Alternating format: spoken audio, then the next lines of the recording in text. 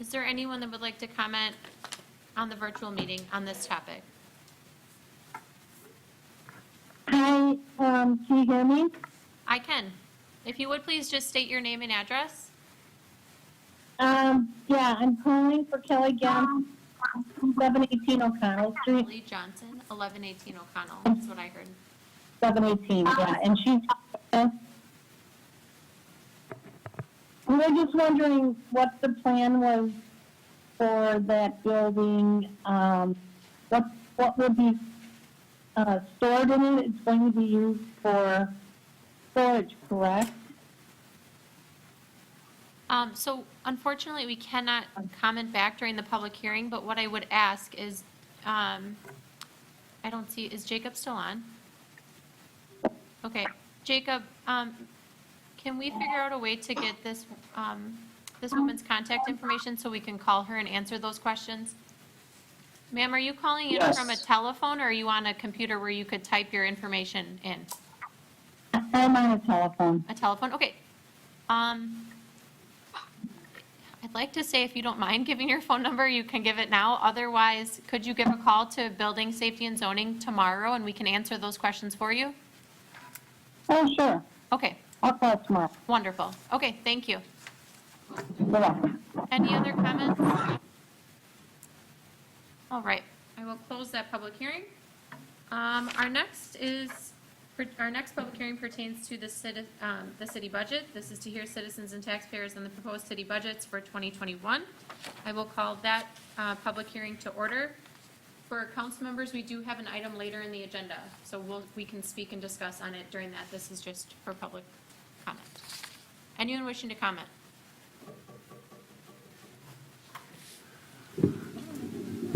Hello, Mayor McFarland and council members. I'm Ken Berg. I was on your city council for 18 years, and I'm here to hopefully make comments that are meant to help you and your role as far as reviewing that budget for an approval at some point in the near future.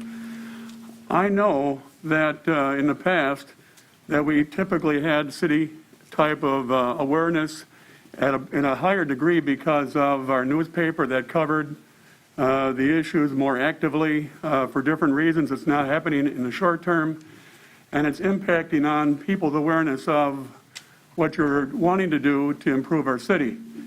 I'm not critical of anything in particular, but I'm here to just remind you that you're actually working in a different type of environment where people's awareness is hampered by the COVID.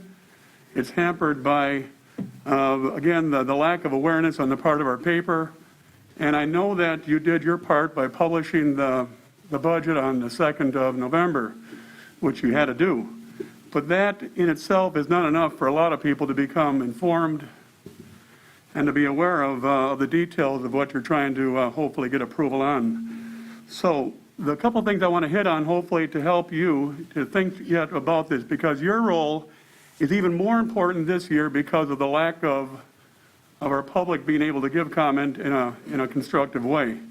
I follow it because I was on your council and I did the job you're doing, and obviously you've got a good mayor and she's doing her part to try to make our city move forward. I'm not here again to be critical of anybody in particular, but I want to point out things that got my attention, and I'm hoping that some of that are things you can still give some more thought to.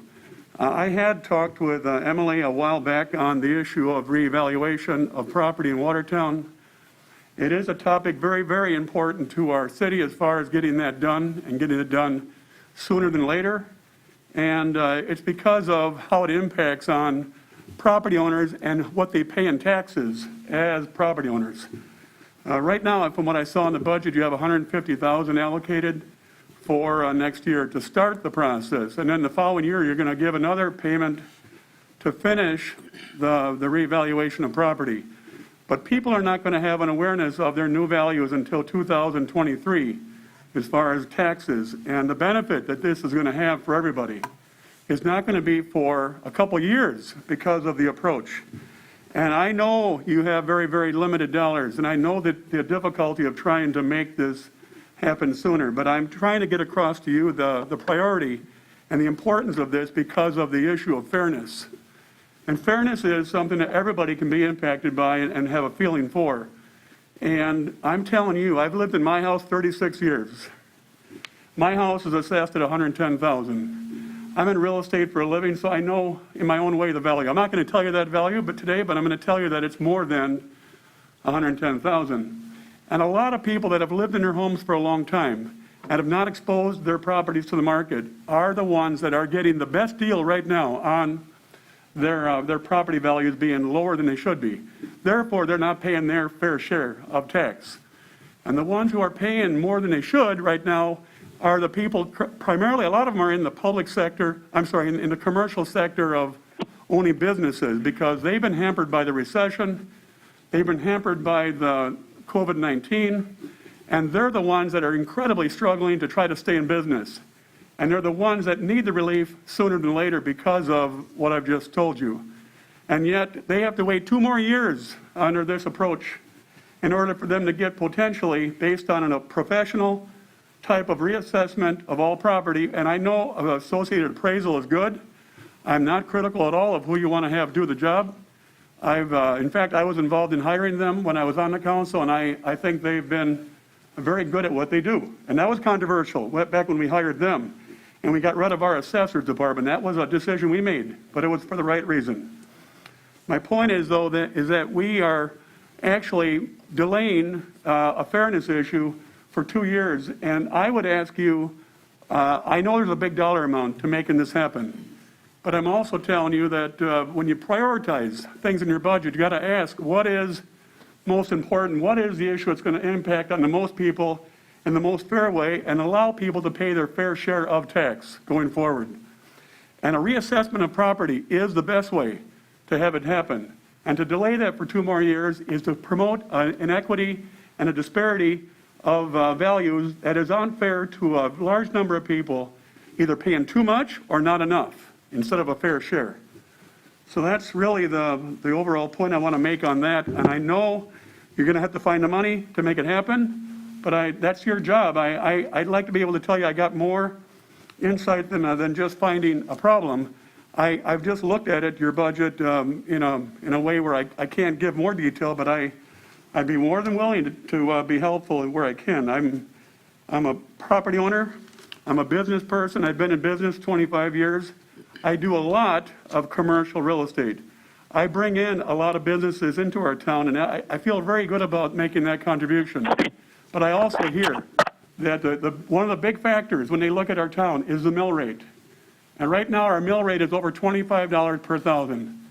You go into places like Oconomowoc and they're $17, and Hartford is $18. You got very low comparative mill rates, and those are factors that, and some of the towns like Juneau and those areas that are smaller, they have mill rates in that area, and we need to be on the side of getting people to look at our town for development, to add to the tax base, to make it more appealing for them to move here for living and for doing business. That's going to help everybody on the affordability of living in Watertown.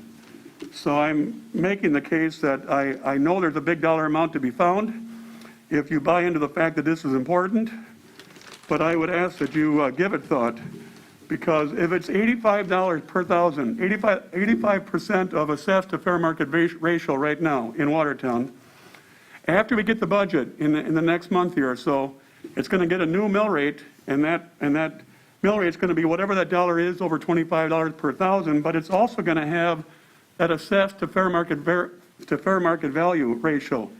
If it's at 85% from last year, and this year is going to be closer to 80% of assessed to fair market value, the following year it could move down as low as 75% of assessed to fair market value, which is terrible, terrible, terrible. You don't want that number. But if you delay a couple more years, you're going to have an assessed to fair market ratio, which is really out of whack. And I've tried to make the point that that's something that needs to be draw your attention. The second thing I wanted to bring up and to make a comment on is Main Street is your busiest street in Watertown. It used to be South Church, but not anymore. The busiest street in our town is Main Street.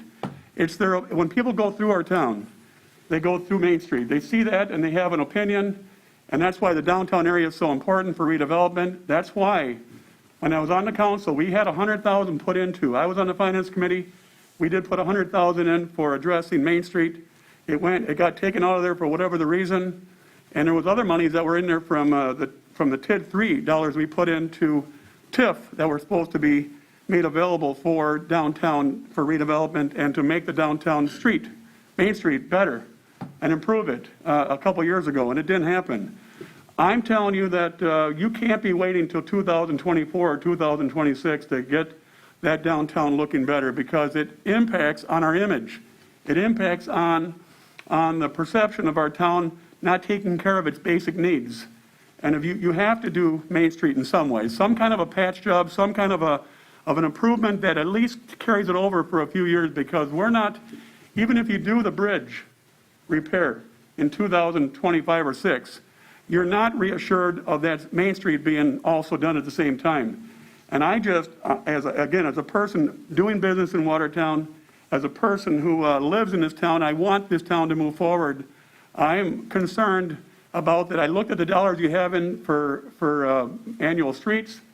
There's $1 million in there. I know where it's allocated, but I'm asking you to relook at those dollars and to allocate some portion of dollars you can to make downtown Main Street at least tolerable as far as appearance and driving up and down, so that the impression is not one of neglect, but of one of doing maintenance to that street.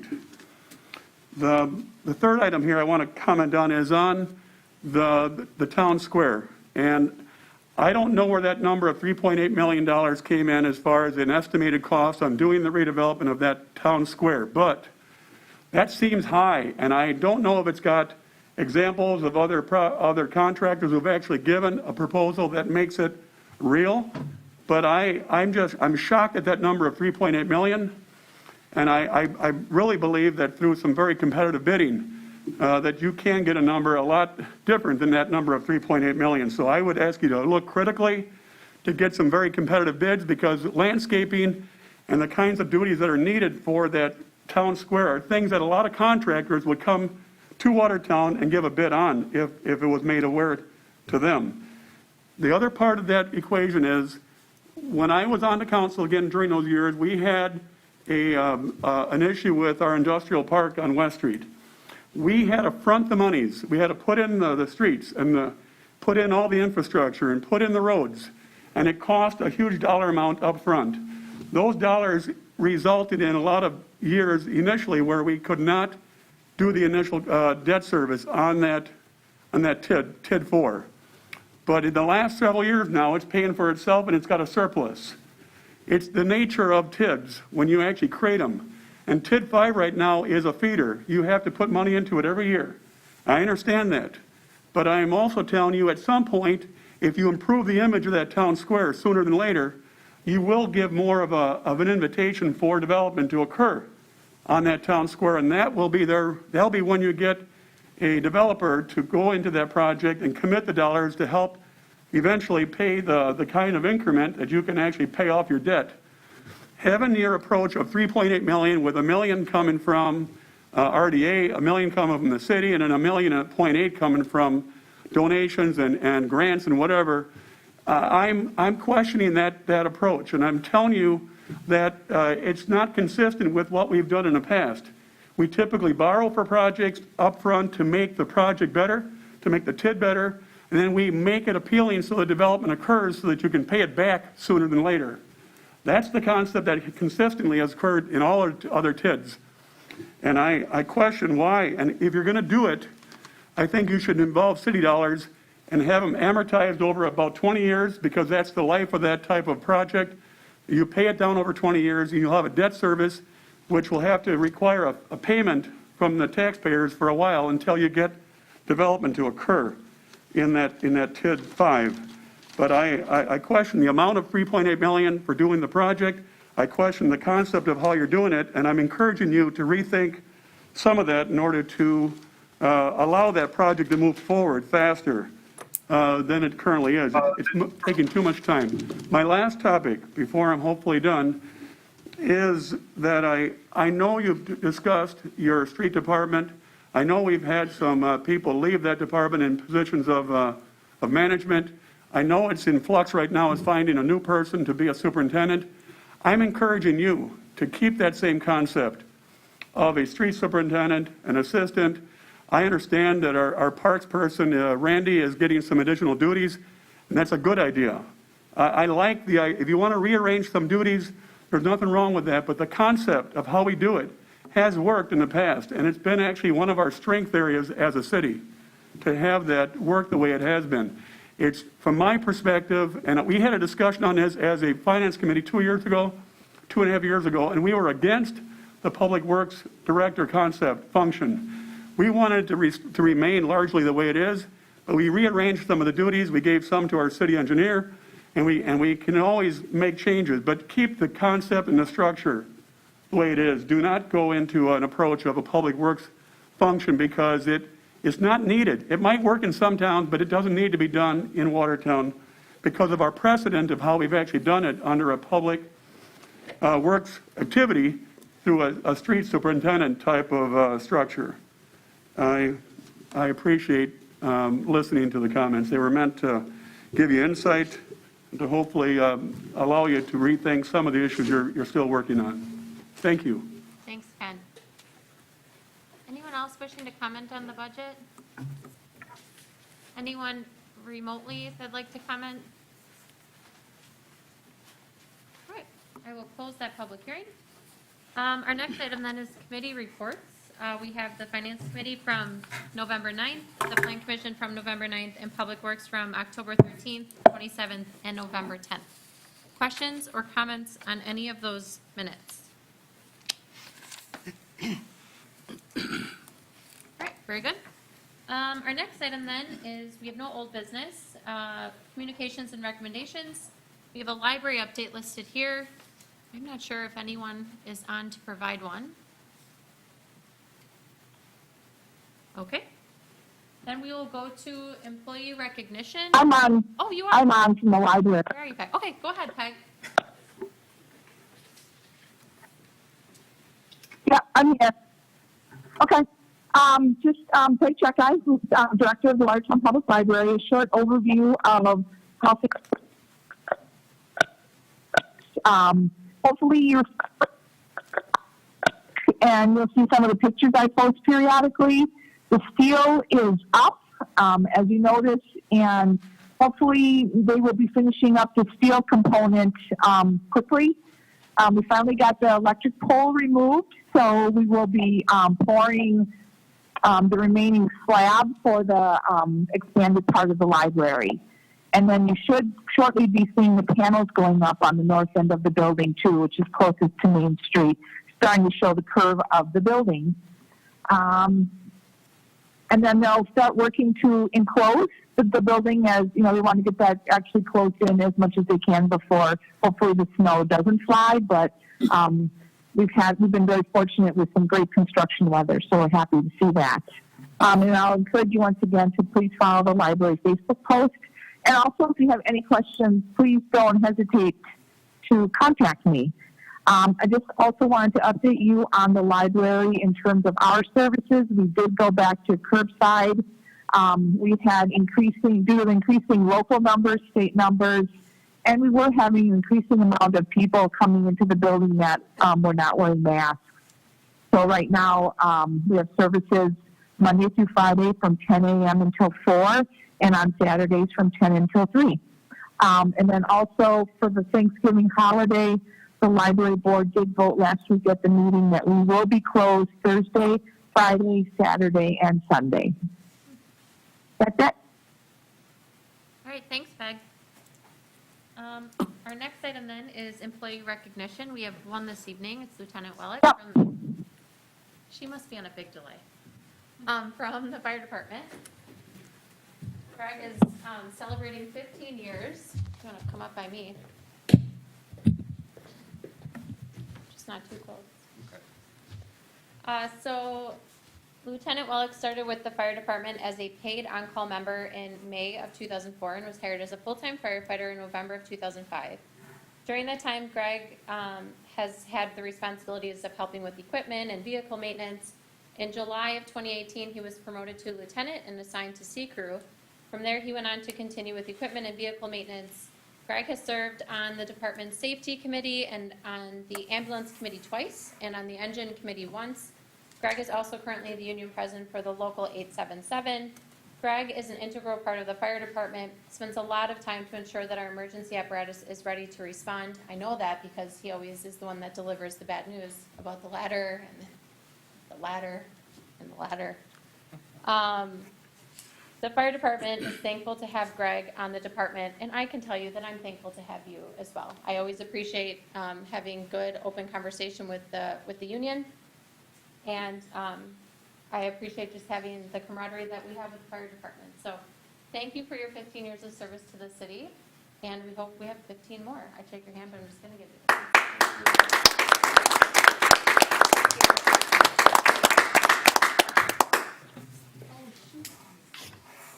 Just remembered I failed to read this into the record. Should I go back? No?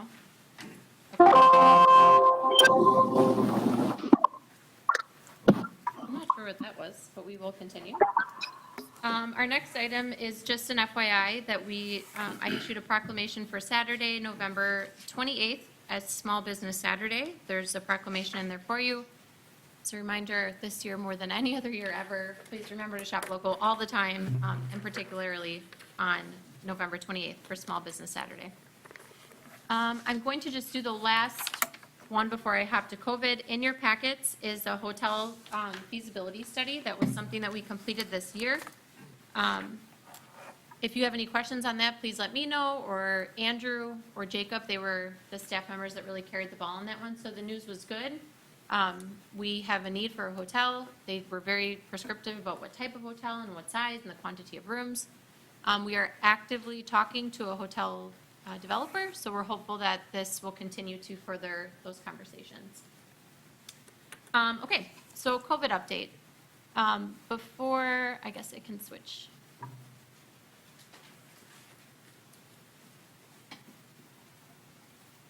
I am going to, I could probably share my screen. It just feels dicey. All right.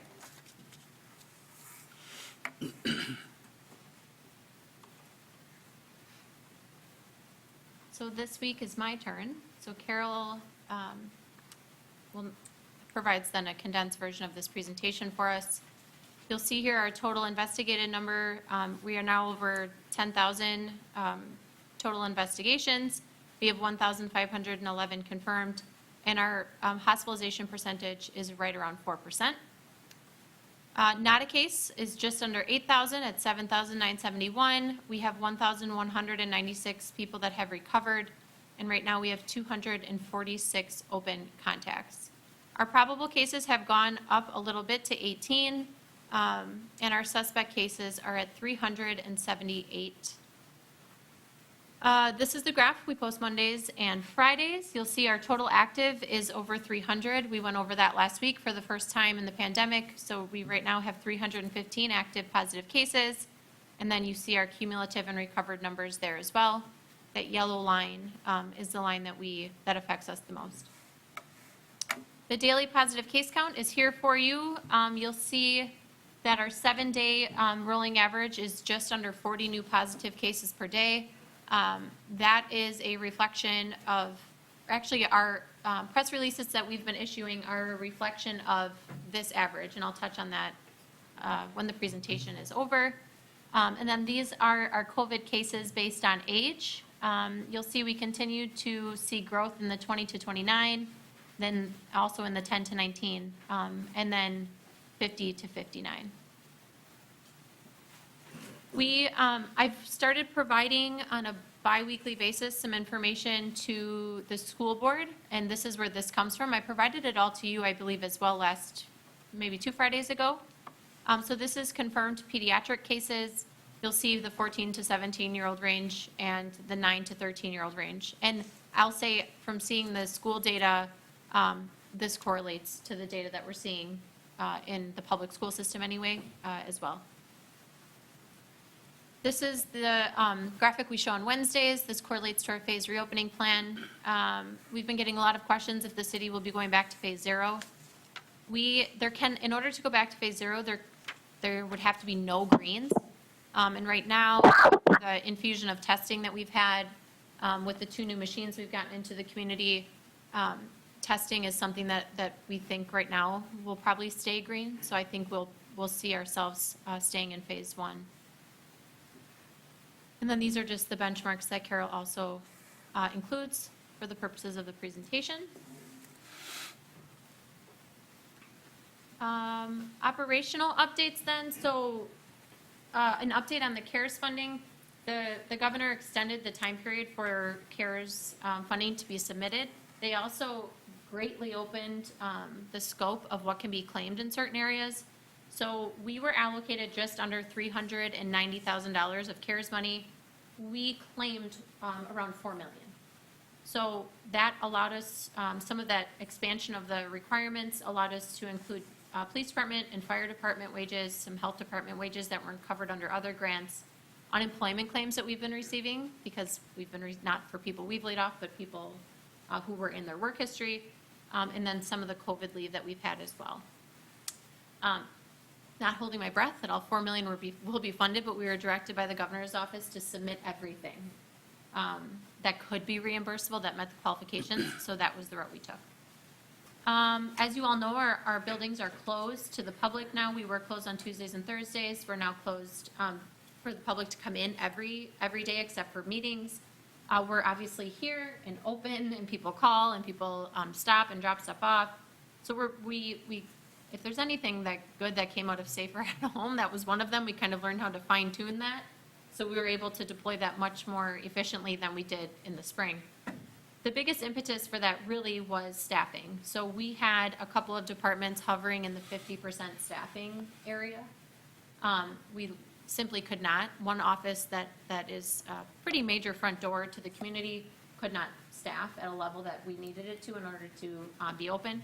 And we were conversating about closing city offices anyway. So when we had a couple of departments hovering in the 50% staffing, the decision was made for me. We've recovered a bit from there. We brought quite a few, I'm going to say about a handful of people back in one department in particular. So now we have departments that are in about the 80% range. So we've made some improvement there, which is, a relief momentarily anyway. We do have a light duty firefighter that is working full time at the health department.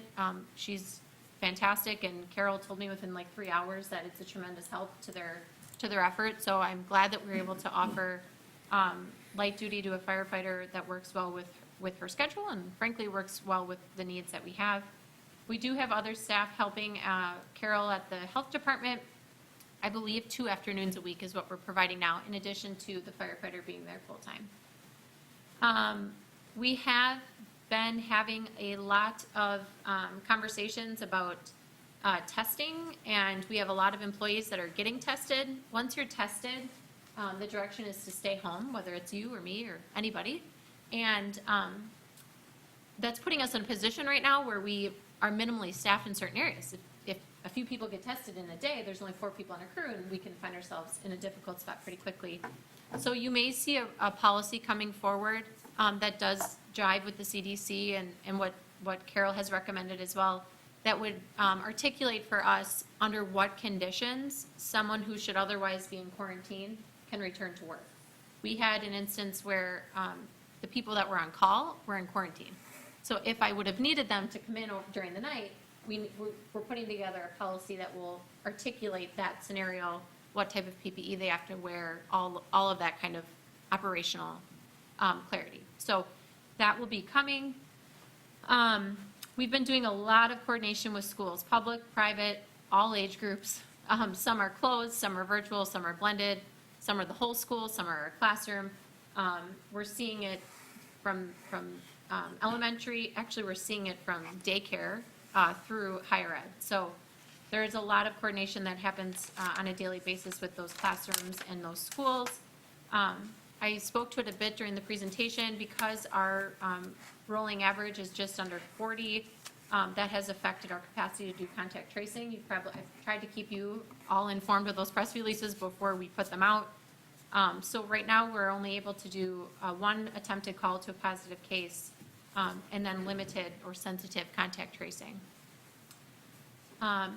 So I will tell you, I have gotten an increasing amount of questions from the public and frankly from some of you about what we should be doing and if we should be doing more. So I think if that's a discussion that people want to have or want to speak to, this agenda item would be the place for it. So what questions do you have? Mr. Schmidt? I don't have questions this time. Okay. You're right. I'm actually glad about the numbers, and that sounds counterintuitive to a lot of people. But the reality is all the research points to the sooner we hit that threshold of 30 to 50%, the sooner we get herd immunity. And that's what all the studies that are being replicated, both domestically and internationally, are showing. Because what is being revealed now that we didn't have information in the spring is the collateral casualty rate is in some places 5 times or greater than what the COVID death rate is. Because people are pushing off, standard testing for, cancer or screenings of those kind of things, or procedures that could, put longevity into life, or vaccinations or immunizations in places that are causing a huge spike in collateral deaths because of it. So the concern is now, how do we get herd immunity faster? And there's some hope grounds with the information being published in multiple countries about vaccines being highly effective and being fielded very quickly. So lots of countries are pushing out a lot of good things in regards to that. So the higher we get the number, the faster we get there in a safe-ish manner, the better we'll be sooner. So that's a good thing, though it sounds counterintuitive.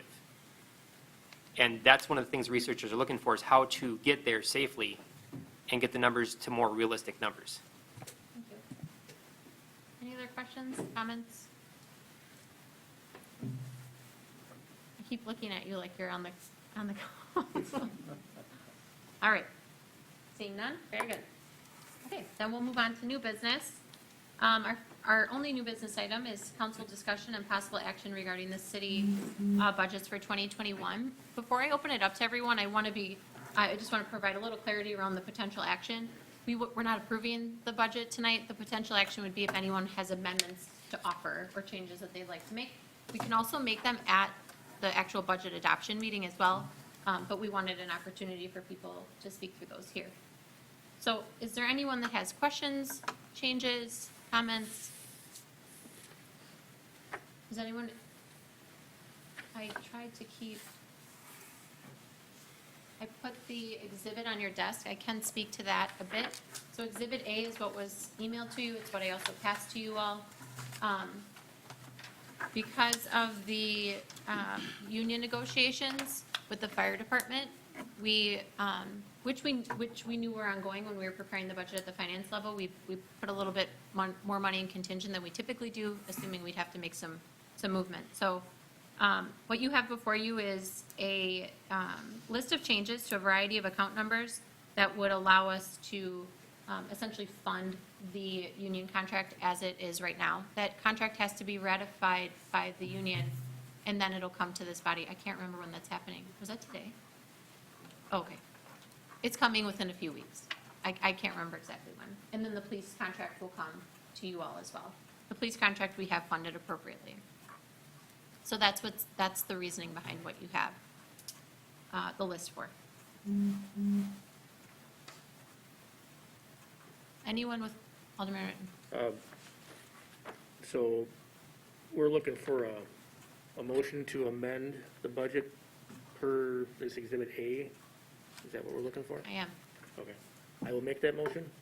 Okay, motion by Ritten, A second? second by Holthouse. Does anyone have any questions about that? This was provided from the fire chief, so I didn't go through and willy-nilly cut things. All right, I'm going to take a vote then just on that amendment. All those in, do you want a roll call? Go ahead. Ritten, Aye. Clark, Aye. Holthouse, Aye. Wagner, Aye. Schmidt, Aye. Wetzel, Aye. Phillips. What are we voting on? We're voting on just the amended change to Exhibit A. So these are a list of changes that will accommodate the union contract as it is right now. Yes. Cash? Aye. Gwen? Aye. Okay, very good. Any other questions or comments on the budget?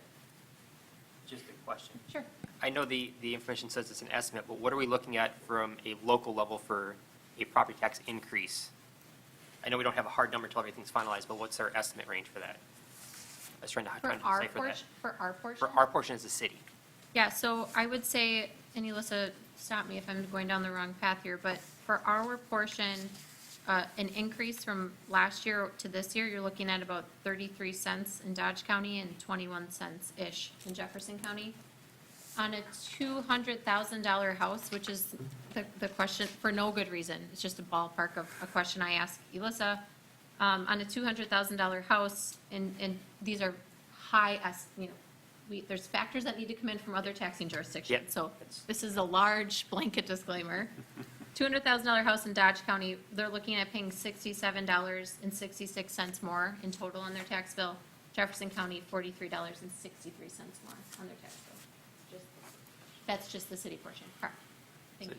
Okay. So we can't account for. Right, and that's why I said, Yep. just according to our purpose, because the other ones haven't been finalized, so we don't have a real solid estimate yet on there. Yeah. So because of expenditure restraint, our budget could only go up $329,000, which is why we could not fully fund the appraiser in 1 year. That alone was over that threshold for expenditure restraint without even accounting for health insurance. So essentially, our portion of it is going to really fall more to the county level for their portion of it going up from our allotment. Well, I don't know if it's the county, the VOTEC, and the school. Right. That all of them will contribute to, I don't want to speak out of turn, but I think in last year, the highest increase was the public school district. So Yeah. tough to say who's going to be the highest. Okay. I don't think it'll be us. I hope not. The budget only went up $329,000, so can't imagine it's us. All right. Other questions? Mr. Pash? None? Okay, so then what will happen is, Nope. oh, did you have? Sorry, no, Mayor, I'm good. Okay, thank you. So then our next showing would be, we have a special meeting, is it next Tuesday? Just to pass the budget. Is that correct, Melissa? Okay, so it'll be real quick. All right, with that then, I will move on. Our next item then is accounts payable. Is there a motion on the accounts? I'll move the payable accounts. Thank you. Motion by Wetzel, Second. seconded by Bartz. Any comments on those? Melissa? Wetzel? Aye. Phillips? Aye. Cash? Aye. Went? Abstain. Britton? Abstain. Bartz? Aye. Holthouse? Aye. Wagner? Aye. Schmidt? Aye. Thank you. Next is reports and miscellaneous business. We have Airport Commission from October 14th, Cash and Investment Summary October 31st, Historic Preservation and Downtown Design Commission from September 16th, October 7th, and October 21st, the Licensing Board of November 11th, the Payroll Summary from October 7th to October 20th, and October 21st to November 3rd, the Reserve Balances from October of 2020, the Site Plan Review of November 9th, and Tourism Commission of October 8th. Anyone have any questions on any of those minutes or reports? All right, let's go to resolutions then. Our first is Exhibit 9112. This is a resolution to approve change order number 6 for the 2020 bituminous surfacing contract with Wolf Paving. This is an addition of the contract in the amount of $29,634 to a complete contract price of $610,909. This is here from Alderman Pash and Public Works. I'll move to approve Exhibit 9112. Motion by Pash, I'll second. second by Bartz. Any questions from anybody or comments? Elissa? Cash? Aye. Went? Aye. Britton? Aye. Bartz? Aye. Holthouse? Aye. Wagner? Aye. Schmidt? Aye. Wetzel? Aye. Phillips? Aye. Thank you. Next is Exhibit 9113. This is a resolution to authorize the purchase and installation of a new lighting grid for the Watertown TV studio in the lower level of City Hall. This is here from me and the Finance Committee. I'll move to approve Exhibit 9113. Motion by Ritten, I'll second that. seconded by Wagner. Any questions or comments? Melissa? Britton? Aye. Bartz? Aye. Holthouse? Aye. Wagner? Aye. Schmidt? Abstain. Wetzel? Aye. Phillips? Aye. Cash? Aye. Went? Aye. All right, the next item is comments and suggestions from citizens present. Seeing none in the room, is there anyone online that would wish to comment? All right, then before I look for a motion to go to closed session, I just want to level set with those of you that are still in the room or still on remotely. We will go into closed session for discussion purposes. Kristen Peterson will remain with us. Does Kristen have the closed session link? Are you sending it to her now? Kristen, we're going to be sending you a separate link for closed session. If for some reason it doesn't get to, I can call you on my cell phone and put you on speaker. And then we will reconvene to open session and take a vote on a resolution to approve an MOU and a resolution to approve a block grant application, and then we will adjourn. So if you want to hang out for those two items, you certainly can. We can bring you back in the room. Otherwise, those are the two that will come after this. So with that, I would look for a motion to go to close, and let me just say, Mr. Pash, you're going to want to go to the other meeting at this point. The rest of you can hang here if you want, but you certainly don't have to. And Jacob, you don't have to either on this last item. I can speak to that if you're still on. I'll make the motion to go into closed session. We have a motion to go to a closed session for Wisconsin statute 19.85, parent 1, parent E, by Holthaus, a second by Schmidt. Melissa, will you please take the roll? Holthaus, Aye. Wagner, Aye. Schmidt, Aye. Wetzel, Aye. Hill, Aye. Cash, Aye. Went, Aye. Britton, Aye. Sparks, Aye.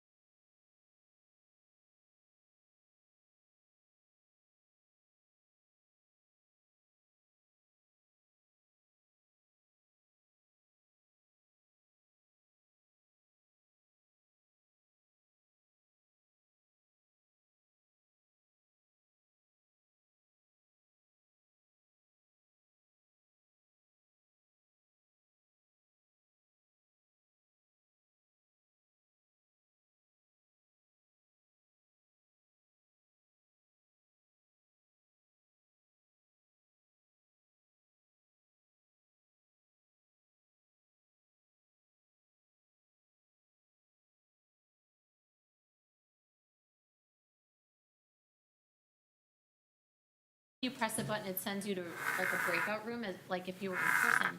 I wonder, For Microsoft Teams before. yeah, it has in that, and Teams, you're right, too. I wonder if we could do that, rather than switching back and forth. I could just put the general public in one breakout room and us in another. Maybe when we get an IT guy, we can do that. All right, give me just 1 second.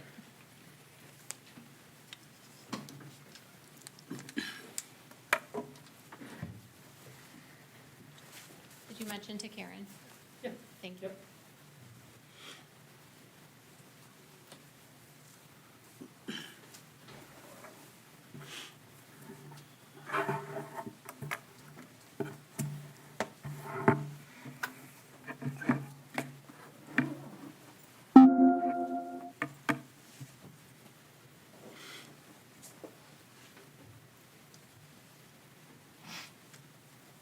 All right, we are back in open session.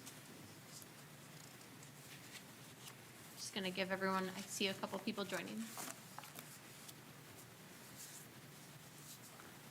Okay. Just waiting to see if Alderman Pash rejoins. We are now back in open session. Our next item is Exhibit 9114. This is a resolution to approve an MOU to develop property adjacent to the town square. This is here from me and the Finance Committee. I'll make a motion to approve Exhibit 9114. Motion by Ritten, I'll say. second by Wetzel. Any comments, questions? Elissa, why don't we take the roll, please? Clinton. Aye? Bartz. Aye. Holthouse. Aye. Wagner. Aye. Schmidt. Aye. Wetzel. Aye. Hill. Aye. Cash is not here. I do not see him. Went. Aye. All right, thank you all very much. Our next item then is Exhibit 9115. This is a resolution to approve the application and financial commitment to the Jefferson County Community Development Block Grant for the downtown seawall. This is here from me and the Finance Committee. I'll move for 9115. Thank you. Motion by Wetzel, I'll second. seconded by Schmidt. Questions on this? Essentially, it's just to fix the wall up the east side of the river. It's an attempt to get some funding to assist with that. Yeah, it's a big project with a lot of numbers after it, but this will be an attempt at applying for some funding. I will just provide a little commentary. There's been, as they start to receive these grants at the county, there are iterations that they're looking for to be able to, I guess I just want you all to know, we're submitting these grant applications. It's not committing us to any more money, but they may say, they've already said to us, consider adding this small component into the application. So as those requests come back in, the application components themselves may adjust a bit, but the commitment from us doesn't change at all. I don't have the authority to do that without all of you. I get asked about that regularly, so, about that wall. Yeah. When do they announce these grants, do we know? Yes. I think this month Uh, or December. I know that because I have to vote on them as a JCEDC board member. It's kind of different, but yeah. I like that. So they're evaluating them and then bringing them, we meet monthly and they're bringing them. So it's either, if it's not this month, it would be next month. Cool. Any other questions? Are you fine with the voice vote on this one for grant submission? Okay. All those in favor, please say aye. Aye? Anyone Aye. opposed? Before I look for a motion to adjourn, Alderman Pash has joined us. We've already taken the roll on the MOU, but if you would like, and it has passed, but if you would like to vote, I'm comfortable with that. Yeah, I vote yeah. Aye. Yes. Thank you. I think it's an important vote where if people are here, Yeah. I want to give you the opportunity to do so. Thank you, and I've been vocal, so I'd like to represent that in a supportive vote. Thank you. Thank you. So that did pass then, and we did 9115. Look for a motion to adjourn. We've made it through the marathon. I'll make a motion. Thank you. Motion by Schmidt, Second. second by Wetzel. All those in favor, please say aye. Aye. Anybody Aye. opposed? Thank you, everybody. Sorry for the 85 different go-to meetings tonight. Thank you. See if something-